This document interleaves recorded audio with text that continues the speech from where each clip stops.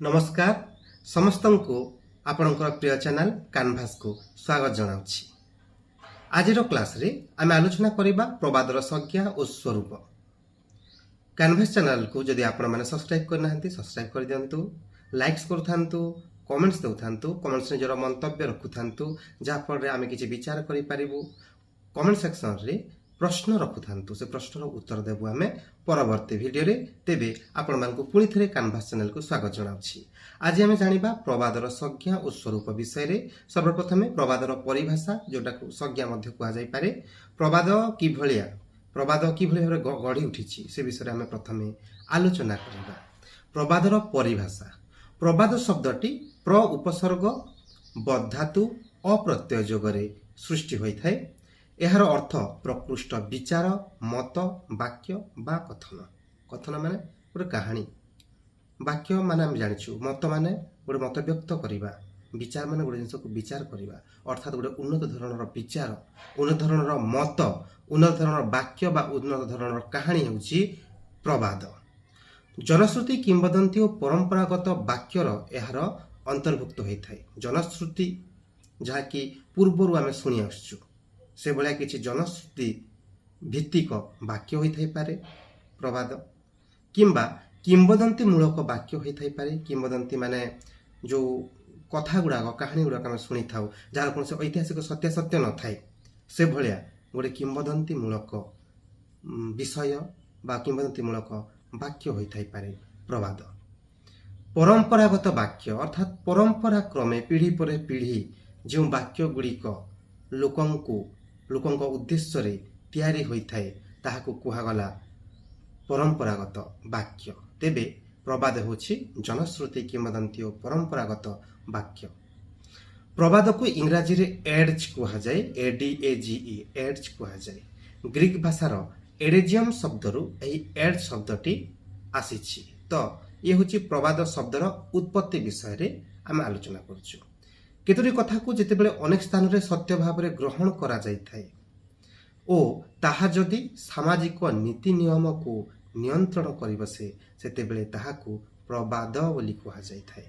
केतोटी कथा को जेतेबेले अनेक स्थान रे विभिन्न प्रकार स्थान रे जेतेबेले केतोटी कथा को सत्य भाव रे ग्रहण करि निया जाय थाए, जदिओ सेटा सत्य हेइ थाउ किंबा न हेइ थाउ, किंतु सेटा को गोटे सत्य हिसाब रे ग्रहण करि निया जाय थाए ओ ताहा जदि सामाजिक नीति नियम को नियंत्रण करि बसे, समाज रे जो नीति नियम अछि ताहा जदि नियंत्रण करि बसिबो, कंट्रोल रे नै आसीबो, सेतेबेले ताहाकु प्रवाद बोली कुहा जाय थाए। एटा निश्चित भाव रे टिके बुझी हो नाही।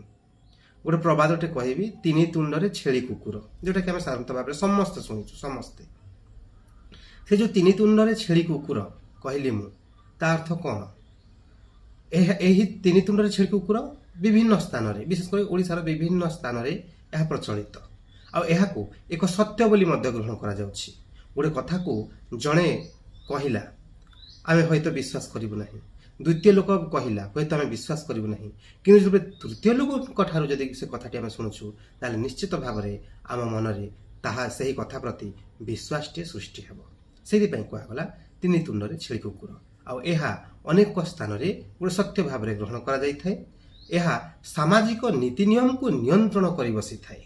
समाज रे अनेक नीति नियम अछि, ठक माने हमको ठकी देबे, विभिन्न लोक हमको मिछ कहि कि भंडई दे पारंती, किंतु तथापि मध्य हम से भंड आ ठक मानकर कथा को विश्वास करिबा जेते बेले गोटिए कथा को तीन तीन जन लोक कहउथिबे, अर्थात नीति नियम को नियंत्रण करूछि एठारे तीनी तुंड रे छेली कुकुर प्रवादटी।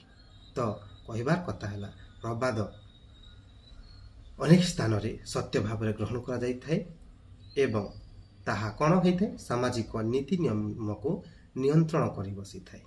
आउ सेति पाई ही ताहाकु प्रवाद बोली कुहा जाय थाए। लोक जीवन रो सुविस्तृत अनुभव तथा सामूहिक अवबोधर एक प्रतीकी भाव विन्यास हेउछि प्रवाद। लोक जीवन रो सुविस्तृत अनुभव, लोक माने साधारणत भाव निरक्षर थांती, लोक माने बही पाठ पढ़ती नहीं बा किछि लेखंती नहीं, किंतु तांको मनरु जहा समाज रे से माने देखि थांती, से समाज रो देखिथिबा जिंस गुडी को से माने तांको मन रे बांधी दियंती आ तांको मनरु सृष्टि करंती गोटिए प्रवाद। लोक जीवन रो गोटे सुविस्तृत अनुभव, तांको जीवन गोटे एक्सपीरियंस बा गोटे अनुभवटी रही थाए। ଆଉ ତାହା କ'ଣ ହେଇଥାଏ?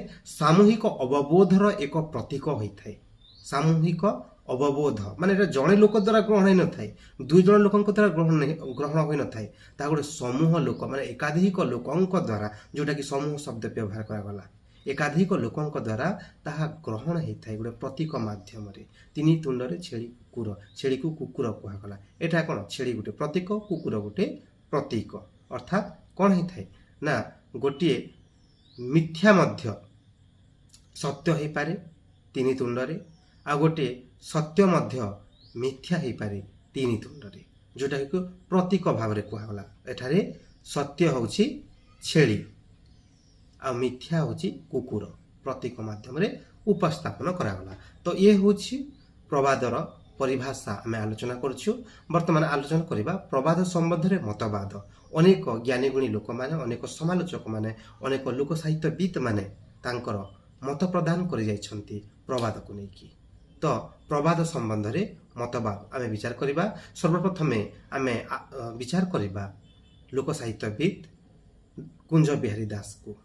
କୁଞ୍ଜ ବିହାରୀ ଦାସଙ୍କ ମତରେ ପ୍ରବାଦ ଗୁଡ଼ିକ ହେଉଛି କଥା ସମ୍ବଳିତ ଉକ୍ତି। ପ୍ରତ୍ୟେକ ପ୍ରବାଦ ପଛରେ ଗୋଟିଏ କାହାଣୀ ରହିଥାଏ। ପ୍ରବାଦ ହେଉଛି ଜନଶ୍ରୁତି, କିମ୍ବଦନ୍ତୀ ବା କଥା ସମ୍ବଳିତ ଉକ୍ତି। ଅର୍ଥାତ୍ କୁଞ୍ଜ ବିହାରୀ ଦାସ କହୁଛନ୍ତି ଯେ ପ୍ରବାଦ ପଛରେ ଗୋଟେ କାହାଣୀ ନିଶ୍ଚିତ ଭାବରେ ରହିଥାଏ। ଯେମିତିକି ଉଦାହରଣ ଟିକେ ଆଗରୁ ଦେଲି, ମୁଁ ଆଗକୁ ଆହୁରି ଅନେକ ଗୁଡ଼ାଏ ପ୍ରବାଦର ଉଦାହରଣ ଦେବି, କିନ୍ତୁ ବର୍ତ୍ତମାନ ବୁଝିବାକୁ ସୁବିଧା ହେବ ବୋଲି 3 ତୁଣ୍ଡରେ ଛେଳି କୁକୁର ମୁଁ ପ୍ରବାଦଟିକୁ ଗ୍ରହଣ କରିଛି।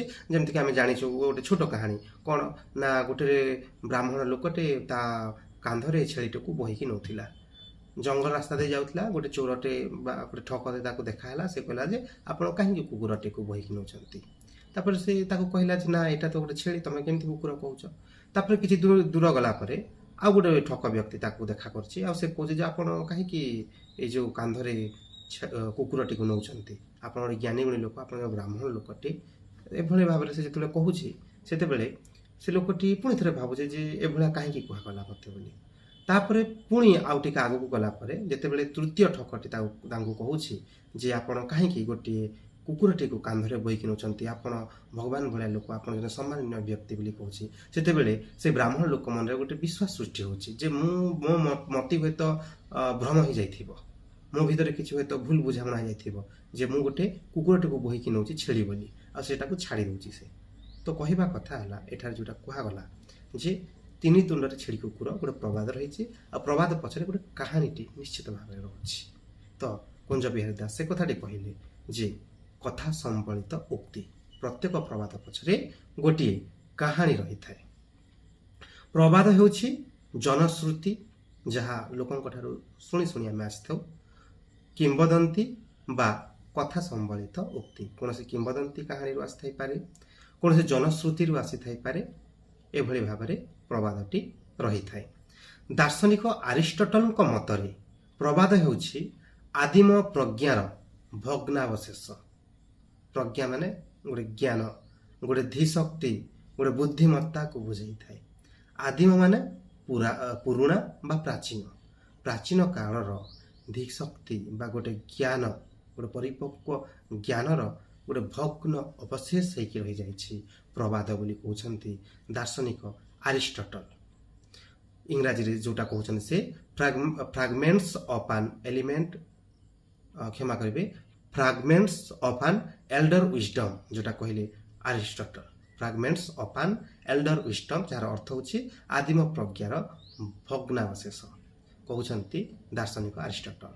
ଫ୍ରାନ୍ସିସ୍ ବେକନ କହିଛନ୍ତି, ତାଙ୍କର ମତ ପ୍ରଦାନ କରିଛନ୍ତି ପ୍ରବାଦକୁ ନେଇକି। ସେ କହିଛନ୍ତି the genius wit and spirit of a nation are discovered by the proverb. ଅର୍ଥାତ୍ ଅସାଧାରଣ ଧୀଶକ୍ତି ପ୍ରସୂତ ଜାତୀୟ ଚେତନାର ବୌଦ୍ଧିକ ଆତ୍ମାଟିକୁ ଧାରଣ କରିଥାଏ ପ୍ରବାଦ। ଏଠାରେ ଆମକୁ ଟିକେ ବୁଝିବାକୁ ପଡ଼ିବ, the genius wit and spirit of a nation are discovered by the proverb. ଅସାଧାରଣ ଧୀଶକ୍ତି, ଗୋଟେ ବୁଦ୍ଧିମତ୍ତା, ଗୋଟେ ପରିପକ୍ୱ ଭାବନା ବା ଚିନ୍ତାଧାରା, ଅସାଧାରଣ ଧୀଶକ୍ତି ପ୍ରସୂତ, ସେଇଥିରୁ ସୃଷ୍ଟି ହେଇଥିବା ଗୋଟେ ପରିପକ୍ୱ ଜ୍ଞାନରୁ ସୃଷ୍ଟି ହେଇଥିବା ଜାତୀୟ ଚେତନାର ବୌଦ୍ଧିକ ଆତ୍ମାଟିକୁ ଧାରଣ କରିଥାଏ ପ୍ରବାଦ ଜାତୀୟ ଚେତନାର ବୌଦ୍ଧିକ ଆତ୍ମାଟିକୁ ଧାରଣ କରିଥାଏ। ଜାତୀୟ ଚେତନା କାହିଁକି କୁହାଗଲା? ଏଇଟା ଦେଶର କଥା କୁହାଯାଉ ନାହିଁ, ଏଠାରେ ଗୋଟେ ଜାତିର କଥା କୁହାଯାଉଛି। ଏଠାରେ ଗୋଟେ ବିସ୍ତୃତ ଜନସମାଜର କଥା କୁହାଯାଉଛି, ଅର୍ଥାତ୍ ଗୋଟେ ମାସକୁ ବୁଝାଉଛି। ଜାତୀୟ ଚେତନା ଅର୍ଥାତ୍ ସମସ୍ତଙ୍କ ଦ୍ୱାରା ତାହା ଗ୍ରହଣୀୟ ହୋଇଥିବ। ଜାତୀୟ ଚେତନାର ବୌଦ୍ଧିକ ଆତ୍ମାଟିକୁ ଧାରଣ କରିଥାଏ ପ୍ରବାଦ ବୋଲି କୁହାଗଲା। ଆମେରିକାର ଲୋକସାହିତ୍ୟବିତ୍ ଆଲାନ୍ ଡାଣ୍ଡିସ୍ କହିଛନ୍ତି, The proverb appears to be a traditional propositional statement consisting at least one descriptive element, a descriptive element consisting of a topic and a comment. ଅର୍ଥାତ୍ ପ୍ରବାଦ ହେଉଛି ଏକ ପାରମ୍ପରିକ ଉକ୍ତି ଯେଉଁଥିରେ ଏକ ବର୍ଣ୍ଣନାତ୍ମକ ଅଂଶ ରହିଥାଏ। ସେହି ବର୍ଣ୍ଣନାତ୍ମକ ଉପାଦାନଟି ଗୋଟିଏ ବିଷୟ ଓ ଏକ ମନ୍ତବ୍ୟକୁ ନେଇ ଗଢ଼ି ଉଠିଥାଏ। ବହୁତ ସୁନ୍ଦର କଥାଟେ କହିଲେ ଆଲାନ୍ ଡାଣ୍ଡିସ୍। ପ୍ରବାଦ ହେଉଛି ଏକ ପାରମ୍ପରିକ ଉକ୍ତି ଯେଉଁଥିରେ ଏକ ବର୍ଣ୍ଣନାତ୍ମକ ଅଂଶ ରହିଥାଏ। ଆମେ କହିଲୁ ଯେ ପ୍ରବାଦ ପଛରେ ଗୋଟେ କାହାଣୀ ରହିଥାଏ, ଅର୍ଥାତ୍ ଗୋଟେ ବର୍ଣ୍ଣନା କରାଯାଇଥିବ, ଗୋଟେ କାହାଣୀ ଯେଉଁଟାକି ରହୁଛି, ଗୋଟେ ବର୍ଣ୍ଣନା ରହୁଛି। ଆଉ କ'ଣ ହେଉଛି? ସେହି ବର୍ଣ୍ଣନାତ୍ମକ ଉପାଦାନଟି, ଯେଉଁ କାହାଣୀଟା ରହିଲା, ଯେଉଁ କାହାଣୀ ଭାଗଟି ରହିଲା, ସେହି ବର୍ଣ୍ଣନାତ୍ମକ ଉପାଦାନଟି ଗୋଟିଏ ବିଷୟ, ଗୋଟେ ଟପିକ୍ ଓ ଏକ ମନ୍ତବ୍ୟ ବା ଗୋଟେ କମେଣ୍ଟକୁ ନେଇ ଗଢ଼ି ଉଠିଥାଏ। ଗୋଟେ ବିଷୟ ଥିବ, ଯେମିତିକି ଆମେ ଛେଳି, କୁକୁର, ବ୍ରାହ୍ମଣ ଏ କଥାଟି କହିଲୁ, ଆମେ ଗୋଟେ ବିଷୟଟେ ରହୁଛି। ଗୋଟେ ଲୋକଟେ ଥିବ, ଯାହା କାହାଣୀଟା ମୁଁ କହିଲି, ଗୋଟେ ବିଷୟ ରହୁଛି। ଆଉ କ'ଣ ହେଉଛି ନା ଗୋଟେ ମନ୍ତବ୍ୟ ମଧ୍ୟ ରହୁଛି, ଗୋଟେ କମେଣ୍ଟ ମଧ୍ୟ ରହୁଛି। ତା ଉପରେ ଗୋଟେ ଭାବିବା, ଆମେ ଗୋଟେ ଚିନ୍ତା କରିବାର ବିଷୟଟେ ରହୁଛି। ଆଉ ଏଇଭଳି ଭାବରେ ପ୍ରବାଦଟି ଗଢ଼ି ଉଠୁଛି ବୋଲି କହୁଛନ୍ତି ଲୋକସାହିତ୍ୟବିତ୍ ଆଲାନ୍ ଡାଣ୍ଡିସ୍। ୱେବଷ୍ଟର୍ସ ନ୍ୟୁ ଡିକ୍ସନାରୀରେ କୁହାଯାଇଛି ପ୍ରବାଦ ହେଉଛି short ପୈଥି saying in common use especially one with a moral, ଅର୍ଥାତ୍ ଛୋଟ ଓ ଲୋକ ପ୍ରଚଳିତ ଉକ୍ତି ଯେଉଁଥିରେ ସାଧାରଣତଃ ଏକ ଶିକ୍ଷା ରହିଥାଏ। ଛୋଟ ହେଇଥିବ, ଲୋକ ପ୍ରଚଳିତ ଉକ୍ତି ହେଇଥିବ, ଲୋକମାନଙ୍କ ଦ୍ୱାରା ତାହା ପ୍ରଚଳିତ ହେଇଥିବ ସେହି ଉକ୍ତିଟି, ଆଉ ଯେଉଁଥିରେ ସାଧାରଣତଃ ଏକ ଶିକ୍ଷା ରହିଥାଏ, ଆଉ ସେଠାରେ ନିଶ୍ଚିତ ଭାବରେ ଗୋଟେ ଶିକ୍ଷା ରହିଥାଏ। ଏଭଳି ଭାବରେ ପ୍ରବାଦଟି ସୃଷ୍ଟି ହେଇଥାଏ। ଆଉ ଏଇ ଯେଉଁ ଯେତିକି କଥା ଆମେ ଆଲୋଚନା କରିଥିଲୁ, ଏଇଟା ହେଉଛି ପ୍ରବାଦର ପରିଭାଷା ବା ସଂଜ୍ଞା। ବର୍ତ୍ତମାନ ଆମେ ବିଚାର କରିପାରିବା ପ୍ରବାଦର ସ୍ୱରୂପ। ପ୍ରବାଦ ଦେଖିବାକୁ କିଭଳି ଭାବରେ? ସ୍ୱରୂପ এই ଶବ୍ଦଟି ଅନେକ ସମୟରେ ବହୁତ ଜଣଙ୍କୁ କନଫ୍ୟୁଜ୍ କରିଥାଏ, କିନ୍ତୁ କନଫ୍ୟୁଜ୍ ହେବାର କୌଣସି ଆବଶ୍ୟକତା ନାହିଁ। ସ୍ୱରୂପ ମାନେ ସ୍ୱ ମାନେ ନିଜେ, ରୂପ ମାନେ ରୂପ ଯେଉଁଟା, ଆମେ ଦେଖିବାକୁ କିଭଳିଆ, ମୋ ରୂପ କିଭଳିଆ। ସ୍ୱରୂପ, ସ୍ୱରୂପ ଅର୍ଥାତ୍ ମୁଁ ଦେଖିବାକୁ କିଭଳିଆ, ଅର୍ଥାତ୍ ଯେଉଁ ସ୍ୱରୂପ କଥା କୁହାଗଲା, ଅର୍ଥାତ୍ ଆମେ ଏଠାରେ ବିଚାର କରିବା ଯେ ପ୍ରବାଦର ରୂପଟି କିଭଳିଆ, ଦେଖିବାକୁ ତାହା କିଭଳିଆ। ପ୍ରବାଦର ସ୍ୱରୂପ। ପ୍ରବାଦ ସବୁବେଳେ ଦୁଇଟି ଅର୍ଥକୁ ବହନ କରିଥାଏ। ଗୋଟିଏ ଦିଗରେ ଏହା ଆକ୍ଷରିକ ଅର୍ଥକୁ ବହନ କରିଥାଏ, ଅନ୍ୟ ଦିଗରେ ଏହା ତହିଁରେ ଥିବା ବ୍ୟଞ୍ଜନାର୍ଥକୁ ବହନ କରିଥାଏ। ବ୍ୟଞ୍ଜନାର୍ଥ ହେଉଛି ପ୍ରବାଦର ମୂଳ ବିଷୟ, ଯାହା ଇଙ୍ଗିତ ମାଧ୍ୟମରେ ଏକ ମହାନ ସତ୍ୟକୁ ପ୍ରତିପାଦିତ କରିଥାଏ। ପ୍ରବାଦ ସବୁବେଳେ ଦୁଇଟି ଅର୍ଥକୁ ବହନ କରିଥାଏ। ଗୋଟିଏ ଅର୍ଥ ହେଉଛି ଯାହା ସାଧାରଣତଃ ଭାବରେ ଆମେ ପଢ଼ିଲେ ଆମକୁ ଲାଗିବ, ଆମେ ଜାଣିପାରିବା ଯେ ନା ଏ ବିଷୟଟି କୁହାଯାଇଛି, କିନ୍ତୁ ତା ପଛରେ ଆଉ ଗୋଟେ, ତା ପଛରେ ଲୁଚି ରହିଥିବ ଗୋଟେ ଗୂଢ଼ ଅର୍ଥଟେ ଲୁଚିକି ରହିଥିବ, ଗୂଢ଼ ଅର୍ଥଟେ ଲୁଚିକି ରହିଥିବ, ଯେଉଁଟା କୁହାଗଲା ଯେ ପ୍ରବାଦରେ ସବୁବେଳେ ଦୁଇଟି ଅର୍ଥ ରହିଥାଏ। ଗୋଟିଏ ଦିଗରେ ଏହା ଆକ୍ଷରିକ ଅର୍ଥକୁ ବହନ କରିଥାଏ, ଯାହା ପଢ଼ିକି ସାଧାରଣତଃ ବୁଝାଯାଇଥାଏ, ଯେଉଁଟାକି ଆକ୍ଷରିକ ଅର୍ଥ ବୋଲି କୁହାଗଲା। ଅନ୍ୟ ଦିଗରେ ଏହା ତହିଁରେ ଥିବା ବ୍ୟଞ୍ଜନାର୍ଥକୁ ବହନ କରିଥାଏ। ବ୍ୟଞ୍ଜନାର୍ଥ ଅର୍ଥାତ୍ ଗୂଢ଼ ଅର୍ଥ, ଅର୍ଥାତ୍ ଅକ୍ଷରକୁ ପଢ଼ିକି ଯାହା ବୁଝି ହେଉଥିବ ତାହା ନୁହଁ, ଅକ୍ଷରକୁ ପଢ଼ିକି ତା ଭିତରର ଅର୍ଥକୁ ଆମେ ଯଦି ଯିବା, ତାହେଲେ ତାହାର ଗୋଟେ ଅଲଗା ଅର୍ଥ ବୁଝାଉଥିବ, ସେଇଟା କୁହାଗଲା ବ୍ୟଞ୍ଜନାର୍ଥ। ତିନି ତୁଣ୍ଡରେ ଛେଳି କୁକୁର, ସାଧାରଣତଃ କୁହାଗଲେ ଛେଳିଟେ କୁକୁର ହେଇଗଲା 3 ଜଣ ଲୋକ କହିଲା ପରେ, ଏହା ହେଉଛି ତାର ଆକ୍ଷରିକ ଅର୍ଥ। କିନ୍ତୁ ଯେତେବେଳେ ତାହାର ବ୍ୟଞ୍ଜନାର୍ଥ କହିବା, ତାହେଲେ ଅନେକ ଲୋକ ଯେତେବେଳେ ସତ୍ୟକୁ ମିଥ୍ୟା ମିଥ୍ୟା ମିଥ୍ୟା ବୋଲି କହି ଚାଲନ୍ତି, ସେତେବେଳେ ଗୋଟିଏ ସତ୍ୟ ମଧ୍ୟ ମିଥ୍ୟାରେ ପ୍ରମାଣିତ ହୋଇଯାଇଥାଏ। ଏଇଟା ତାହାର ବ୍ୟଞ୍ଜନାର୍ଥ। ବୁଝିହେଲା? ଏଭଳି ଭାବରେ ବୁଝିବାକୁ ପଡ଼ିବ। ତ ଏଠାରେ ଗୋଟେ ଉଦାହରଣଟେ ମୁଁ ଆଉ ଗୋଟେ ଉଦାହରଣଟେ ନେଇଛି। ନିଜ ଗୋଡ଼ରେ କୁରାଢ଼ୀ ମାରିବା। ନିଜ ଗୋଡ଼ରେ କୁରାଢ଼ୀ ମାରିବା। ଯଦି ତାର ଆକ୍ଷରିକ ଅର୍ଥକୁ ଆମେ ଦେଖିବା ତାହେଲେ ନିଜ ଗୋଡ଼ରେ ନିଜେ କୁରାଢ଼ୀକୁ ମାରିବା। କୁରାଢ଼ୀ ମାନେ ଟାଙ୍ଗିଆ ଯେଉଁଟା କୁହାଯାଉଛି, ଟାଙ୍ଗିଆକୁ ମାରିବା। ତ ଏଇଟା ଟିକେ ଭୁଲ ଲାଗୁଛି, ନିଜ ଗୋଡ଼ରେ ନିଜେ କାହିଁକି କୁରାଢ଼ୀ ମାରିବ, କିନ୍ତୁ ଆକ୍ଷରିକ ଅର୍ଥ ଏଇଆ ବୁଝଉଛି। କିନ୍ତୁ ଯେତେବେଳେ ବ୍ୟଞ୍ଜନାର୍ଥକୁ ଆମେ ଯିବା ତାହେଲେ ନିଜ ଗୋଡ଼ରେ କୁରାଢ଼ୀ ମାରିବା ଅର୍ଥାତ୍ ନିଜ ପାଇଁ ନିଜେ ବିପଦ ସୃଷ୍ଟି କରିବା, ନିଜ ପାଇଁ ନିଜେ ଅସୁବିଧା ସୃଷ୍ଟି କରିବା, ତାର ବ୍ୟଞ୍ଜନାର୍ଥ। ପ୍ରବାଦ ସବୁବେଳେ ଦୁଇଟି ଅର୍ଥକୁ ବହନ କରିଥାଏ। ଗୋଟିଏ କ'ଣ ଆକ୍ଷରିକ ଅର୍ଥକୁ ବହନ କରିଥାଏ, ଆଉ ଗୋଟେ ହେଲା ବ୍ୟଞ୍ଜନାର୍ଥକୁ ବହନ କରିଥାଏ। ଆଶା କରୁଛି ଆପଣମାନେ ବୁଝିପାରୁଥିବେ ସମସ୍ତେ। ତାପରେ ତାର ଆଉ ଗୋଟେ ସ୍ୱରୂପ ହେଉଛି ସତ୍ୟ, ନୈତିକତା, ପ୍ରଜ୍ଞା ଓ ପ୍ରତିଭାର ଏକ ପାରମ୍ପରିକ ପ୍ରତିରୂପ ହେଉଛି ପ୍ରବାଦ। ସବୁବେଳେ ସତ୍ୟକୁ ଉଜ୍ଜ୍ୱଳିତ କରିକି ଉପସ୍ଥାପନ କରିଥାଏ, ନୈତିକତାକୁ ନିଶ୍ଚିତ ଭାବରେ ସେ ଗ୍ରହଣ କରିଥାଏ, ପ୍ରଜ୍ଞା ଗୋଟେ ବୁଦ୍ଧିଦୀପ୍ତତାକୁ ଆମେ ଦେଖିପାରିବା ପ୍ରବାଦରେ, ଏବଂ ପ୍ରତିଭାର ଏକ ପାରମ୍ପରିକ ପ୍ରତିରୂପ। ଯେଉଁ ବ୍ୟକ୍ତିଟି ସୃଷ୍ଟି କଲା ଅନେକ ପ୍ରବାଦ, ଯେଉଁ ବ୍ୟକ୍ତିମାନେ ସୃଷ୍ଟି କଲେ ସେମାନେ ନିଶ୍ଚିତ ଭାବରେ ପ୍ରତିଭାର ଅଧିକାରୀ। ଅର୍ଥାତ୍ ଶବ୍ଦ ଗୁଡ଼ିକ କିଭଳି ଭାବରେ ଗୁନ୍ଥା ହେଇଥାଏ ପ୍ରବାଦରେ, ତାର ଅର୍ଥ କିଭଳି ଭାବରେ ସୁନ୍ଦର ଭାବରେ ବହନ ହୋଇଥାଏ ସେଇଟାକୁ ଦେଖିବା। ଆଉ ସେଇଟା ନିଶ୍ଚିତ ଭାବରେ ଗୋଟେ ପ୍ରତିଭା ସମ୍ପନ୍ନ, ଗୋଟେ ବୁଦ୍ଧିଦୀପ୍ତତାକୁ ଆମେ ଅବଲୋକନ କରିପାରିବା ନିଶ୍ଚୟ ଭାବରେ। ପ୍ରବାଦର ଆଉ ଗୋଟେ ସ୍ୱରୂପକୁ ଆମେ ଲକ୍ଷ୍ୟ କରିପାରିବା। ଗୋଟିଏ ଦେଶର ପଶୁପକ୍ଷୀ, ପ୍ରକୃତି, ସମାଜ, ଇତିହାସ, ଧର୍ମ, ପରମ୍ପରା, ସଂସ୍କୃତି ଓ ପାରିବାରିକ ଜୀବନକୁ ଚିତ୍ରିତ କରିଥାଏ ପ୍ରବାଦ। ଗୋଟିଏ ଦେଶର ପଶୁପକ୍ଷୀ, ପ୍ରକୃତି, ସମାଜକୁ ଚିତ୍ରିତ କରିବ, ଇତିହାସ, ଧର୍ମ, ପରମ୍ପରାକୁ ଚିତ୍ରିତ କରିବ, ଓ ବିଶେଷ କଥା ହେଲା ସଂସ୍କୃତି ଓ ପାରିବାରିକ ଜୀବନକୁ ଚିତ୍ରିତ କରିଥାଏ ପ୍ରବାଦ। ଉଦାହରଣଟେ ଏଠି ଅଛି, ବିରାଡ଼ି କପାଳକୁ ଶିକା ଛିଡ଼ିବା। ବିରାଡ଼ି କପାଳକୁ ଶିକା ଛିଡ଼ିବା, ଏଥିରେ ଆମେ ପଶୁପକ୍ଷୀର ବ୍ୟବହାର କଲୁ, ଅର୍ଥାତ୍ ପଶୁପକ୍ଷୀମାନେ ଗୋଟେ ପ୍ରକୃତିର ମଧ୍ୟ ବ୍ୟବହାର ହେଲା। ବିରାଡ଼ି କପାଳକୁ ଶିକା ଛିଣ୍ଡିବା, ଏଇଟା ବିରାଡ଼ିଟେ ଥିଲା, ସେ ଘରେ ବୁଲୁଥିଲା, ଘରର ଯେଉଁ ଛାତ ଅଛି ଛାତରେ ଗୋଟେ ଶିକାଟେ ଝୁଲୁଥିଲା, ସେ ଶିକାରେ କିଛି ବି ଥିଲା, କ୍ଷୀର ଥିଲା, ଯାହା ବି ଥିଲା।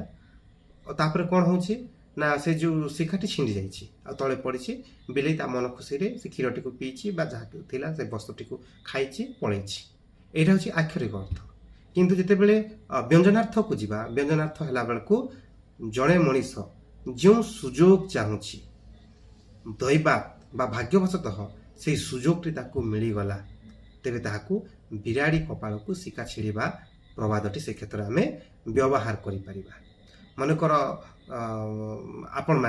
ଆପଣମାନେ ଚାହୁଁଛନ୍ତି ଯେ ଏବେ ବର୍ଷା ଦିନ ଚାଲିଛି, ଆପଣମାନେ ଚାହୁଁଛନ୍ତି ଯେ ଆଉ କେମିତି 10ଟା ହେଲେ କେମିତି ବର୍ଷା ହଉ, ଆଉ ମୁଁ ଆଉ ଯିବି ନାହିଁ, କଲେଜ ଯିବି ନାହିଁ, ସେମିତି ବିଚାର କରୁଛନ୍ତି। ଆଉ ଠିକ୍ ସେହି ସମୟରେ କ'ଣ ହେଉଛି ନା 9ଟା ବେଳକୁ ବର୍ଷା ହେଉନାହିଁ, 9:30 ବେଳକୁ ବର୍ଷା ହେଉନାହିଁ, କିନ୍ତୁ ଠିକ୍ 9:30 ପରେ ପରେ ବର୍ଷା ହେଉଛି ଯେତେବେଳେ ଆପଣ ଘରୁ ବାହାରିବାର ଅଛି। ଆଉ ଆପଣ ଯେଉଁଟା ଚାହୁଁଥିଲେ ଯେ ବର୍ଷା ହୁଅ, ମୁଁ ଆଜି ଆଉ ସ୍କୁଲ ବା କଲେଜଟିକୁ ଯିବି ନାହିଁ ବୋଲି, ଆଉ ଠିକ୍ ସେଭଳି ଭାବରେ ବର୍ଷା ହେଇଛି, ଆଉ ଆପଣଙ୍କୁ କଲେଜ ଆଉ ଯିବାକୁ ପଡ଼ୁନାହିଁ। ତ ଏହା ହେଉଛି ବିରାଡ଼ି କପାଳକୁ ଶିକା ଛିଡ଼ିବା। ତ ଏଇ ଯେଉଁ କଥାଟି କହିଲି, ଏଇଟା ହେଉଛି ତାର ବ୍ୟଞ୍ଜନାର୍ଥ। ତ ଏଠାରେ ପଶୁପକ୍ଷୀର ବ୍ୟବହାର କରାଗଲା ଏବଂ ଗୋଟେ ପ୍ରକୃତିକୁ ମଧ୍ୟ ଉଲ୍ଲେଖ କରାଗଲା। ଆଉ ଗୋଟେ ଉଦାହରଣ ଏଠାରେ ଦେଖିବାକୁ ଆମେ ପାଇବା, ଯେ ଦେଶ ଯାଇ ସେ ଫଳ ଖାଇ। ଅର୍ଥାତ୍ ଯେଉଁ ଦେଶକୁ ଯିବା ସେ ଫଳ ଖାଇବା। କାଶ୍ମୀରକୁ ଗଲେ ଫଳ ଖାଇବା, ସେଉ ଖାଇବା ଆମେ କାଶ୍ମୀରକୁ ଗଲେ, ଆଉ ଭିନ୍ନ ଭିନ୍ନ ଅଞ୍ଚଳକୁ ଗଲେ ଆମେ ନିଶ୍ଚିତ ଭାବରେ ଭିନ୍ନ ଭିନ୍ନ ଫଳ ଖାଇବା ବା ତାର ଖାଦ୍ୟ ଖାଇବା। କିନ୍ତୁ ଏଇଟା ହେଉଛି ତାର ଆକ୍ଷରିକ ଅର୍ଥ। ବ୍ୟଞ୍ଜନାର୍ଥକୁ ଗଲେ ତାର ଗୋଟେ ସଂସ୍କୃତିର କଥା ଆସିଲା। ଆମେ ଯେଉଁ ଜାଗାକୁ ଯିବା ସେଭଳିଆ କପଡ଼ା ପିନ୍ଧିବାକୁ ପଡ଼ିବ, ଯେଉଁ ଜାଗାକୁ ଯିବା ସେଭଳିଆ ଖାଦ୍ୟ ନିଶ୍ଚିତ ଭାବରେ ଖାଇବାକୁ ପଡ଼ିବ। ଯେଉଁ ସ୍ଥାନକୁ ଯାଉଛୁ, ଆମେ ଗୋଟେ ଭିନ୍ନ ଦେଶକୁ ଗଲୁ, ଜାପାନ ଗଲୁ, ଚାଇନା ଗଲୁ, ସେ ଭାଷାରେ କଥା ହେବାକୁ ପଡ଼ିବ। ତାଙ୍କର ସଂସ୍କୃତି ଯେଭଳିଆ ସେ ସଂସ୍କୃତିକୁ ମାନିବାକୁ ପଡ଼ିବ। ଅର୍ଥାତ୍ ଗୋଟିଏ ସଂସ୍କୃତିକୁ ମଧ୍ୟ ଚିତ୍ରିତ କରାଗଲା ଏହି ପ୍ରବାଦ ମାଧ୍ୟମରେ, ଯେ ଦେଶ ଯାଇ ସେ ଫଳ ଖାଇ। ତ ଏ ହେଉଛି ଯେ ଦେଶ ଯାଇ ସେ ଫଳ ଖାଇ ଯେଉଁଟା କୁହାଗଲା, ଯେ ଦେଶ ଯାଇ ସେ ଫଳ ଖାଇ, ଏ ଯେଉଁ ପ୍ରବାଦଟି କୁହାଗଲା, ଏ ହେଉଛି ଗୋଟେ ଉଦାହରଣ ସଂସ୍କୃତିର ଚିତ୍ରିତ କିଭଳି ଭାବରେ କରାଯାଉଛି ପ୍ରବାଦ ମାଧ୍ୟମରେ। ତାପରେ ପ୍ରବାଦର ଆଉ ଗୋଟେ ସ୍ୱରୂପକୁ ଆମେ ଲକ୍ଷ୍ୟ କରିପାରିବା। ପ୍ରବାଦ ହେଉଛି ସ୍ୱଚ୍ଛ, ଉଜ୍ଜ୍ୱଳ ଓ ଶକ୍ତ। ତେଣୁ ପ୍ରବାଦକୁ ଲୋକ ଚେତନାର ଏକ କ୍ରିଷ୍ଟାଲାଇଜ୍ଡ ଫର୍ମ ବା ସ୍ଫଟିକ ରୂପ ଭାବେ ଆଖ୍ୟାୟିତ କରାଯାଏ। ପ୍ରବାଦ ବହୁତ ସଫା କଥା କହିବ ସେ, ସ୍ୱଚ୍ଛ ଭାବରେ ଦେଖାଯିବ, ସ୍ୱଚ୍ଛ ଭାବରେ ସମାଜକୁ ଚିତ୍ରିତ କରିବ, ସ୍ୱଚ୍ଛ ଭାବରେ ସଂସ୍କୃତିକୁ ଚିତ୍ରିତ କରିବ, ଉଜ୍ଜଳ ଦେଖାଯିବ ଓ ବହୁତ ଶକ୍ତ ମାନେ ଗୋଟେ ଶକ୍ତ ଭାବରେ ଷ୍ଟ୍ରଙ୍ଗଲି ତା କଥାଟିକୁ ସେ ଉପସ୍ଥାପନ କରିବ ସର୍ବସମ୍ମୁଖରେ। ସେଥିପାଇଁ ଶକ୍ତ ଶବ୍ଦଟି ବ୍ୟବହାର କରାଗଲା। ସ୍ଫଟିକ ରୂପ ବା କ୍ରିଷ୍ଟାଲାଇଜ୍ଡ ଫର୍ମ ବୋଲି କୁହାଗଲା, ଅର୍ଥାତ୍ ସଫା ସଫା ତାହା କହିବ, ସେଥିରେ କୌଣସି ମିଥ୍ୟା ନଥିବ, ସେଥିରେ କୌଣସି କପଟତା ନଥିବ। ପ୍ରବାଦ ଛନ୍ଦଯୁକ୍ତ ହୋଇଥାଏ, ଉଭୟ ଗଦ୍ୟ ଛନ୍ଦ ଓ ପଦ୍ୟ ଛନ୍ଦ ପରିଲକ୍ଷିତ ହୋଇଥାଏ। ଉଦାହରଣ ଏଠାରେ ଆମେ ଦୁଇଟା ଦେଖିପାରିବା। ଉଦାହରଣ ଦେଲେ ଆପଣମାନେ ବୁଝିପାରିବେ। କୁହାଯାଉଥାଏ ସିନା ତୁହାଇ ତୁହାଇ ଫୁଟ ଦେଉଥିଲେ ଲୁହା କି ହୋଇବ ସୁନା। କୁହାଯାଉଥାଏ ସିନା ତୁହାଇ ତୁହାଇ ଫୁଟ ଦେଉଥିଲେ ଲୁହା କି ହୋଇବ ସୁନା। ଏଇଟା କେଉଁ ଭାବରେ ଉପସ୍ଥାପନ କରାଯାଇଛି? ପଦ୍ୟ ଛନ୍ଦ ବ୍ୟବହାର କରିକି ଏଠାରେ ଉପସ୍ଥାପନ କରାଯାଇଛି। ଗଦ୍ୟ ଛନ୍ଦର ଗୋଟେ ଉଦାହରଣ ଦିଆଯାଇଛି, ଅତିଭକ୍ତି ଚୋରର ଲକ୍ଷଣ। ସରିଲା, ଏଇଟା ଗୋଟେ ଗଦ୍ୟ ଭାବରେ ଅତିଭକ୍ତି ଚୋରର ଲକ୍ଷଣ ଆମେମାନେ ସାଧାରଣତଃ ଭାବରେ ବ୍ୟବହାର କରିଥାଉ। ଅତିଭକ୍ତି ଚୋରର ଲକ୍ଷଣ ଗୋଟେ ଗଦ୍ୟ ଭାବରେ ଉପସ୍ଥାପନ କରାଗଲା। ଅର୍ଥାତ୍ ପ୍ରବାଦକୁ ଆମେ ଦୁଇ ପ୍ରକାର ଦେଖିପାରିବା, ଗୋଟେ ହେଲା ଗଦ୍ୟ ଛନ୍ଦ ଭାବରେ ଏବଂ ଗୋଟେ ପଦ୍ୟ ଛନ୍ଦ ଭାବରେ। ପ୍ରବାଦ ସଂକ୍ଷିପ୍ତ ପରିସର ମଧ୍ୟରେ ବହୁ କଥାକୁ ବ୍ୟକ୍ତ କରିଥାଏ। କମ୍ ଶବ୍ଦ ମଧ୍ୟରେ, ଗୋଟିଏ ଦୁଇଟା ବାକ୍ୟ ମଧ୍ୟରେ ବା ଗୋଟିଏ ପଦ ମାଧ୍ୟମରେ ଅନେକ କଥା କହିପାରିଥାଏ ପ୍ରବାଦ। ମାନେ ତାର ପରିସର ବ୍ୟାପକ କିନ୍ତୁ ଶବ୍ଦ ଅତ୍ୟନ୍ତ କମ୍। ସୂକ୍ଷ୍ମ ଶବ୍ଦ ବା କମ୍ ଶବ୍ଦ ମାଧ୍ୟମରେ ଅନେକ କଥା କହିଯାଇଥାଏ ପ୍ରବାଦ। ସମାଜ ଜୀବନର ଅନେକ ରହସ୍ୟ ପ୍ରବାଦରେ ଉନ୍ମୋଚିତ ହୋଇଥାଏ। ସମାଜ ଜୀବନର ଅନେକ ଲୁକାୟିତ ପ୍ରସଙ୍ଗ ଏଥିରେ ରହିଥାଏ। ଅନେକ କଥା ଯାହାକି ସମାଜରେ ଲୁକାୟିତ ହୋଇକି ରହିଯାଇଛି, ଅନେକ ରହସ୍ୟ ଯେଉଁଟାକି ସମାଜରେ ଲୁଚିକି ରହିଯାଇଛି, ସେଗୁଡ଼ିକୁ ଉନ୍ମୋଚିତ କରିଥାଏ ଏବଂ ଉପସ୍ଥାପନ କରିଥାଏ ପ୍ରବାଦ। ପ୍ରବାଦ ହେଉଛି ପରମ୍ପରା ପୁଷ୍ଟ ଏବଂ ସାଂସ୍କୃତିକତାର ଏକ ସାନ୍ତ୍ୱନା, ଯାହା ଲୋକ ଜୀବନକୁ ସରସ ସୁନ୍ଦର କରି ଗଢ଼ି ତୋଳିବା ଦିଗରେ ହୋଇଥାଏ ସହାୟକ।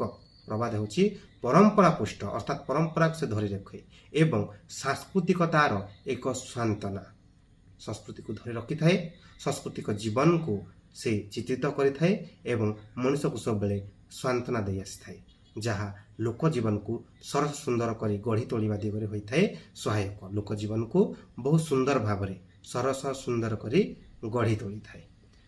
ଗୋଟେ ଉଦାହରଣ ଏଠାରେ ଲେଖା ହେଇଛି, କଷ୍ଟ କଲେ କୃଷ୍ଣ ମିଳେ। ଆପଣମାନେ ଯଦି କଷ୍ଟ କରିବେ ତାହେଲେ ନିଶ୍ଚିତ ଭାବରେ କୃଷ୍ଣ ପାଇବେ।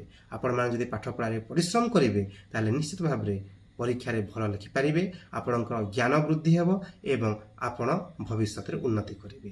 ଇଏ ହେଉଛି ଆପଣମାନେ ଆପଣଙ୍କ ଜୀବନକୁ ସରସ ସୁନ୍ଦର କରିକି ଗଢ଼ି ତୋଳି ପାରିବେ। ସେଥିପାଇଁ କୁହାଗଲା କଷ୍ଟ କଲେ କୃଷ୍ଣ ମିଳେ। ତ ଇଏ ହେଉଛି ମୋଟାମୋଟି ଭାବରେ ପ୍ରବାଦର ସଂଜ୍ଞା ଓ ସ୍ୱରୂପ। ଯେଉଁ ଗୋଟେ ବିଷୟଟି ରହୁଛି ଲୋକବାଣୀ ବୋଲି, ଲୋକବାଣୀ ମଧ୍ୟରେ ପ୍ରବାଦ ଯାଉଛି, ପ୍ରବଚନ ଯାଉଛି, ଢଗଢମାଳି ଯାଉଛି, ଛଟା ଯାଉଛି, ଏଭଳି ବିଭିନ୍ନ ଜିନିଷ ଯାଉଛି। ଲୋକବାଣୀ କହିକି କୌଣସି ସ୍ୱତନ୍ତ୍ର ଜିନିଷ ନାହିଁ। ଲୋକବାଣୀ କହିଲେ ଅନେକ ଗୁଡ଼ିଏ ଜିନିଷ, ସେ ଭିତରେ ପ୍ରବାଦ ଅନ୍ୟତମ। ତେବେ ଲୋକବାଣୀ କହିଲେ ଆପଣମାନେ କୌଣସି ପ୍ରକାର ସଂଶୟରେ ପଡ଼ିଯିବେ ନାହିଁ, କୌଣସି ପ୍ରକାର କନଫ୍ୟୁଜନରେ ପଡ଼ିଯିବେ ନାହିଁ। ଲୋକବାଣୀ ଅର୍ଥାତ୍ ପ୍ରବାଦ, ଲୋକବାଣୀ ଅର୍ଥାତ୍ ପ୍ରବଚନ, ଢଗ ଢମାଳି, ଛଟା, ଏମିତି ଅନେକ ସବୁ ଉପାଦାନକୁ ନେଇକି ଲୋକବାଣୀ ଗଠିତ। ଅର୍ଥାତ୍ ଆମେ ପ୍ରବାଦକୁ ମଧ୍ୟ ଲୋକବାଣୀ କହିପାରିବା। ତ ଇଏ ହେଉଛି ପ୍ରବାଦ ବିଷୟରେ ଆମେ ଅନେକ କଥା ଜାଣିଲୁ, ତାର ସଂଜ୍ଞା ଆଉ ସ୍ୱରୂପ ବିଷୟରେ। ପରବର୍ତ୍ତୀ ଭିଡ଼ିଓରେ ଆମେ ପ୍ରବାଦର ପ୍ରକାରଭେଦ ବିଷୟରେ ମଧ୍ୟ ଆଲୋଚନା କରିବା। ତେବେ ଆପଣମାନଙ୍କୁ ପୁଣି ଥରେ କହି ରଖିବି ଯେ କାନଭାସ ଚ୍ୟାନେଲକୁ ସବସ୍କ୍ରାଇବ୍ କରୁଥାନ୍ତୁ, ଲାଇକ୍ କରୁଥାନ୍ତୁ, କମେଣ୍ଟସ୍ ଦେଉଥାନ୍ତୁ, କମେଣ୍ଟସ୍ ନିଜର ମତାମତ ପ୍ରଦାନ କରିଥାନ୍ତୁ। ଆଜି ପାଇଁ ଏତିକି କହିକି ରହିବି। କାନଭାସ ଚ୍ୟାନେଲ ତରଫରୁ ଆପଣମାନଙ୍କୁ ସମସ୍ତଙ୍କୁ ଧନ୍ୟବାଦ, ନମସ୍କାର।